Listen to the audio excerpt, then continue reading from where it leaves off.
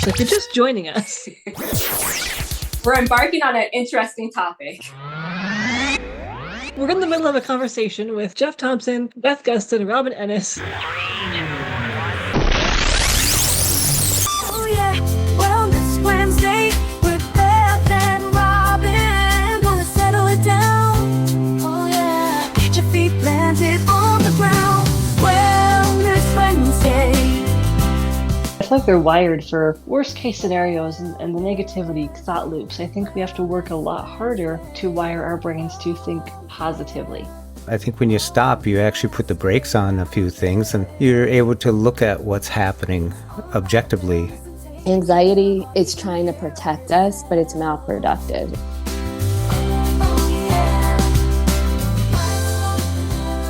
We thought since it's the end of the year to wrap it up with like life lessons learned or maybe like qualities that help you overcome life challenges. Like, what has 2025 taught you? That's a good way to put it. What has 2025 taught you? Yeah. Sounds good. Okay.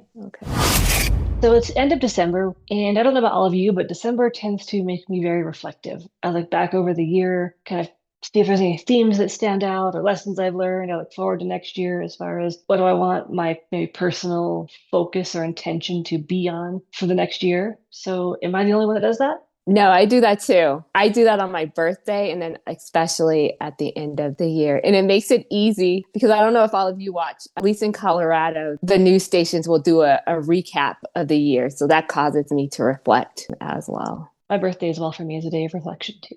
That's actually common from what I've heard. Yep. What about you, Jeff? I was just thinking about that for some reason. I don't know. Maybe it's the end of the year. What I was thinking is why it's okay not to stick to a resolution more so than adhering to something that you kind of frame up. But sometimes it's okay just to have that and give it a go. But it's also okay to let it slide, I guess. Depends on what it is, of course. That brings up a whole nother thing about New Year's resolutions. I think that causes people to feel anxious or even feel depressed if they feel like they are not carrying it out. Or guilty.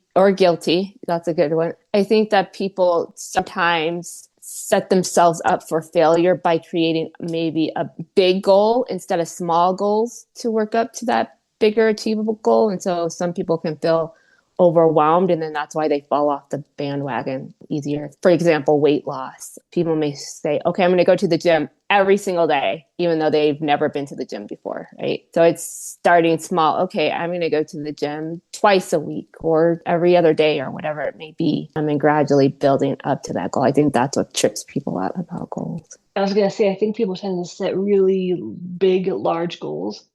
And then when they don't achieve them, they feel really bad about themselves. So I think it is better, like you just said, Robin, too. You could have that goal as like a long-term goal, but definitely break it down into more achievable, smaller goals so you can actually build on some success throughout the year. I also think it's good to set the goal and aim long instead of something short and quick, like I'm going to win the lottery. Well, good luck. That's a far-fetched one. But yeah, I like what you guys were saying about that not everything that you wish for comes true. But I think if you can just lean into something and let it work itself out, and hopefully it catches on or something. So give yourself a break and not ask for something to happen overnight.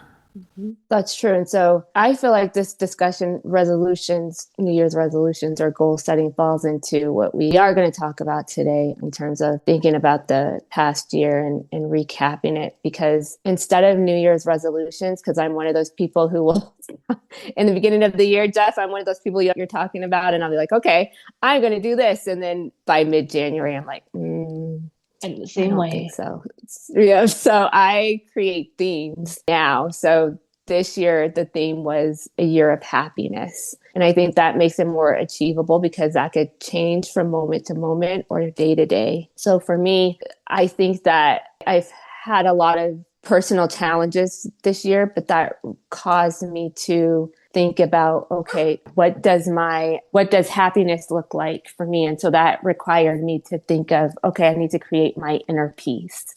And what does that look like? So I feel like the actions I took reflected my aspiration of trying to find peace for myself. I'm trying to think back what my theme was, which is making me laugh because I don't remember what I said it was going to be this time last year. And I know I said something. I don't know if it was the year of yes and saying yes to more things, because I did have that theme the previous year. And I think I brought that back for this year because my goal was to get out and do more things and business wise to network and just put myself out there more, because that can create a lot of unexpected positive things to happen or not, depending on how it all turns out. And I think going forward into next year, I'm thinking about my theme. And the first thing that came to mind is peace. I just want a year of peace. I'm not sure what that even is going to look like at this point in time, but it sounds very nice to have a year of peace. I like that. Yeah. I think that's speaking to just how chaotic everything feels right now, how upside down, how wrong, how, and these are my personal reflections. I'm kind of rambling out loud here, but I think that's where that comes from, is I'm just reflecting back on this year and all the global events and the local events and the microcosm of my life and just all that's gone on. And it's been good in a lot of ways, and it's been really challenging and sad in a lot of ways. And so I think a year of peace sounds really nice.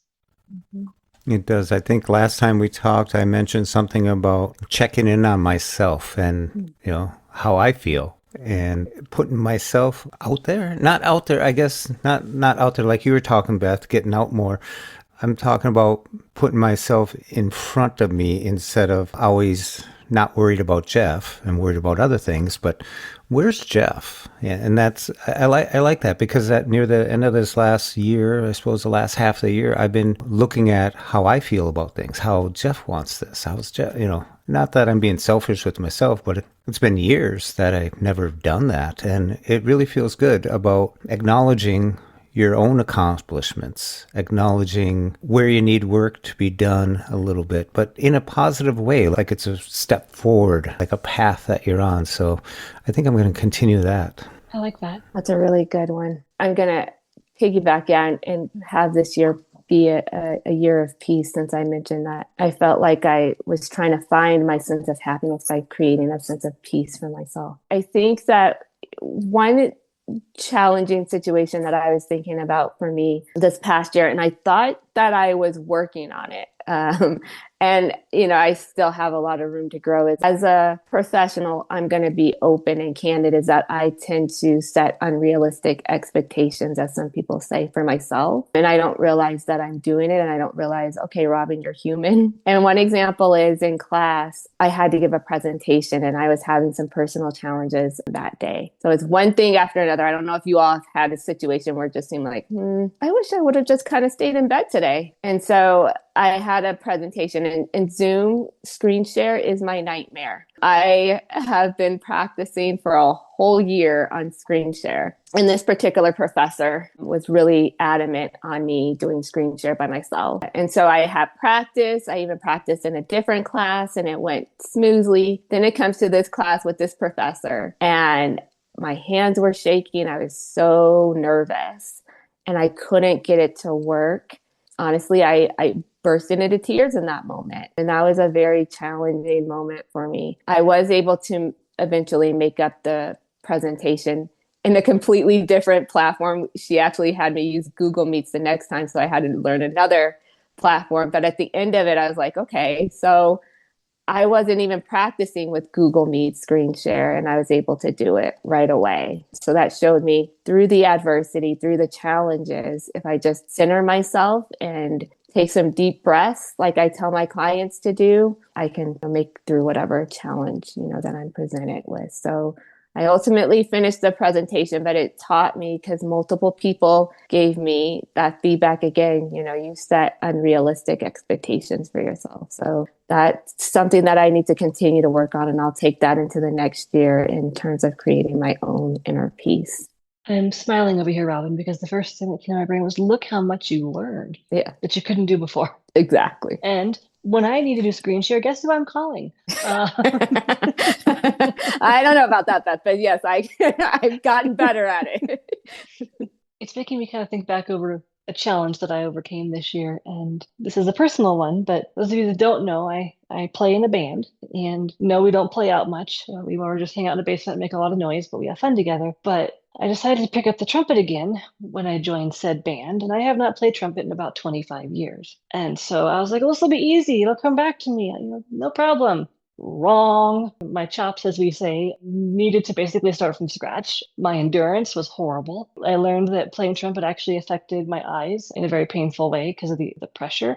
And so I had to figure out ways to overcome that. And here we are about 10 months later, roughly. And my endurance still isn't where I'd like it to be, but it's getting better. My chops are better, but I still get very flabby lips after I play for too long. The corners of my mouth, when you have to squeeze those muscles, are pretty much useless after about, 20 minutes of playing straight. So my whole point of this is I think I also set very unrealistic goals for myself because I thought it would be easy, and it wasn't. I still enjoy it and I will get better over time, but it was a very humbling experience to relearn how to play an instrument. I can imagine it was humbling when I told you this, Beth, is that my hat goes off to you. I didn't know that you were very musically inclined the way that you are. I just learned, I didn't know that the trumpet can impact your eyes, which makes sense with the pressure and all of that. But I think that's very cool that you are doing something that you enjoy, right? The keyword is enjoyment that you said with music. And I'm definitely not musically inclined. So my hat goes off to you for that one. So. It's humorous because I joined the band to play trumpet, but I do more singing than trumpet playing. And I'm finding I'm not a singer, y'all. I took singing lessons for a semester of college back in the day. I'm not a singer. But I'm finding I really enjoy it. And I've always liked to sing, but I never thought I'd actually have to hang out with a microphone and sing. And so it's also been a really fun growth exercise for me. And I think I like singing better than trumpet playing. I don't want to say because it's easier, because it's not per se, but it's interesting kind of where my musical skills are landing me. And I would like to become better at both over time. But just interesting the opportunities life can present you with if you are able to stand back and let it do that versus fighting everything. It doesn't surprise me because when we sometimes are talking before the podcast, before we hit record or after we're done, and we mention a song, you always start singing that song. That's true. I didn't think about that. So I'm not surprised at all that you like singing. That is true. That's funny. Yeah, that's a good point. Yes, I'm that person that walks around quoting song lyrics, or if I can make a song out of it, I will. But it's one of my coping skills for de-stressing, honestly. I know something over the last year. I noticed I developed this anxiety thing, and I think it was because I brought in a couple professionals to do some work that professionals have to do, like put in a 200 amp electrical service box. You switch that out. I mean, they even had to hook up the wire that comes from the street. So, no one's going to do that themselves.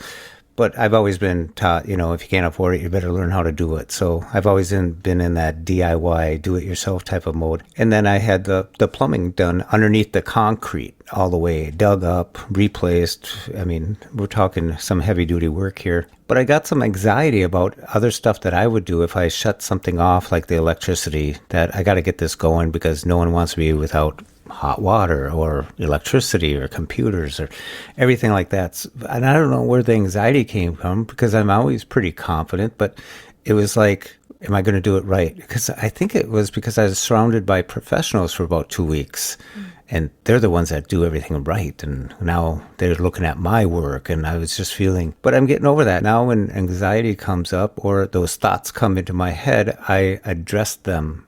I mean, everyone doesn't stop in the whole house while Jeff sits down and addresses this. It's just one of those little thought bubbles, and I look at it in my head and just think for a second, that's that. But I know I can work around that because it's plan A, plan B, that it works, it's done, But sometimes anxiety has a weird way of weaving in and just making you spin your wheels, and I'm glad I'm working it through. And the keyword, so Beth mentioned about growth and you mentioned about working it through. So those are two key aspects, I feel, in moving forward with whatever accomplishment or goal or challenge that you're trying to overcome. And you did too with her screen share. And that's true. That's a good point. Yeah. I don't know where that comes from, where you're confident you can learn it, you're confident you can do it, and yet the mind sometimes sits there and goes, wait a second. What about this? What if this doesn't work? What if that, all these little things come from, 360 degrees at you, and it's like, where's that generated? Right. Self-doubt, or why does that creep in? Anxiety. Yep. And I tell my clients is that anxiety is trying to protect us, but it's malproductive. It's not advantageous. So if it causes you to doubt yourself so much, then you're like, okay, nope, I'm not going to do that. And so you stay in your safe zone. And so that's where your body feels like, okay, now you're safe. Now you're protected. But if you are constantly staying in your safe zone, then that's when you're not going to grow or experience new things. So that's why I always say it's malproductive. I'm picturing a puppy dog sitting next to you named Self-Doubt, and you're petting it, like, good boy, good boy. Right. That's a good one, too. I was actually visualizing that as you said that, honestly. I was thinking about a client of mine who's been working really, really hard to overcome something that this person's always wanted to do, but is finding it harder to do. And makes me think of persistence. We can have self-doubt, we can have a lot of challenges with our confidence, but if we can be persistent, we want something bad enough, we will continue until we can get it. I think our brains are really, really good. I don't know that they're wired for this per se, but I feel like they're wired for worst case scenarios and the negativity thought loops. I think we have to work a lot harder and a lot more consistently to wire our brains to think positively. And not all the time, because I don't want to minimize when bad things happen. We have to give that attention too. But I do think it's a lot harder for us to get our brain to wire those positive neural pathways. Mm-hmm. Yeah. I like how we're all thinking about that. Yeah, we are. We're having a reflective moment, a pause. Yeah, yeah. Okay. But that's a good place to be sometimes, when you actually have to pause and think about stuff and how it relates to you or how it relates to the now. Mm-hmm. And I think without those moments, it just keeps on circling and going round and round. And I think when you stop, you actually put the brakes on a few things and you're able to look at what's happening objectively and step forward. And hopefully you deter that more and more as you move along the path of life. You do. And I work with a number of clients who are struggling with self-doubt and confidence and self-esteem and those kinds of things. And it's really neat from a therapist perspective to be able to watch someone in that moment be like, yeah, I don't know if I ever can be able to do this, but I did do this well. Or, yeah, it was actually easier this time. Or like they'll catch themselves in those thought loops and they will redirect it. And as a therapist, kind of from a selfish perspective, I guess, it's really rewarding to see that. Mm-hmm. And it's hard to get there. It takes a lot of work to be able to do that. And I myself struggle sometimes. It's like, no, if your clients can do this, you can do this too. And so I think it's nice to see that growth and progress. And it's also good reminders, I think, at least for myself, of like, and you're kind of stuck in a negative loop about X, Y, or Z. So can we get you out of that? Mm-hmm. I agree. And to go off of that is thinking about your life challenges, but then also thinking about the positive that enabled you to overcome those challenges. Mm-hmm. So at the end of every session, I ask my clients the dreaded question. And I say dreaded is because a lot of them, I would say 90% will say, I knew you were going to ask me that. But I always say, so what is one positive that you can say about yourself that you know, in terms of the challenge that you've overcome in these past couple of weeks? Or I'll make it more according to what we talked about for that session. I'll make it even more specific. And that'll get people to think about the challenge, but also to create like a positive affirmation for themselves. Oh yeah, no, I was able to do this because of my resiliency or because of my determination or whatever it may be. So far, we've talked about the challenges, but also think about the positive qualities that you all have that enabled you to make it past that challenge so that you can carry that from day to day and it can give you motivation. And I just want to quickly add, Beth, is that it is very rewarding to hear clients change over time and have a shift of perspective, especially the clients who give me pushback about that question that I ask. And I notice over time, they don't give me pushback and they will answer it right away. So that's an indicator to me that their confidence and self-esteem is improving over time. I like that. I don't end my sessions with that question, but I like that. I like that you guys bring this up because we started out by looking back and talking about the resolutions we may not have achieved or something, but to look back and find the rewarding things, that the accomplishments that you did as you look into the new year might give you an opportunity to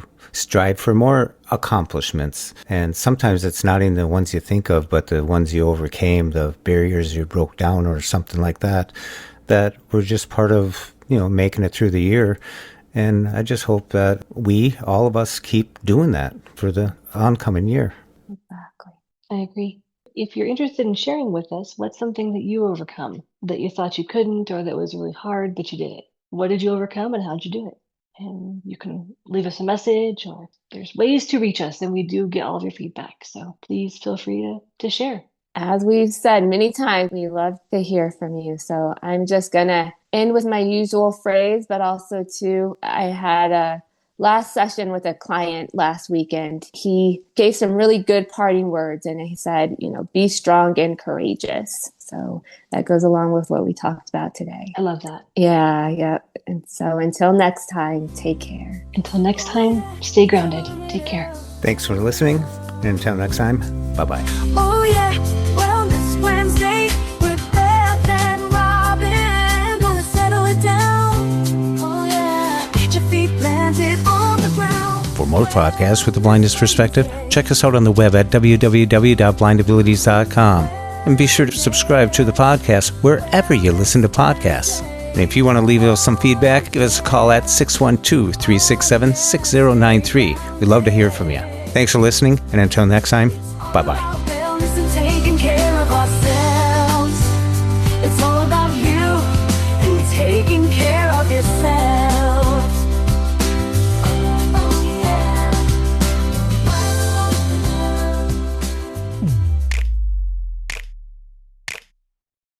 When we share what we see through each other's eyes, we can then begin to bridge the gap between the limited expectations and the reality of blind abilities. and the realities of blind abilities.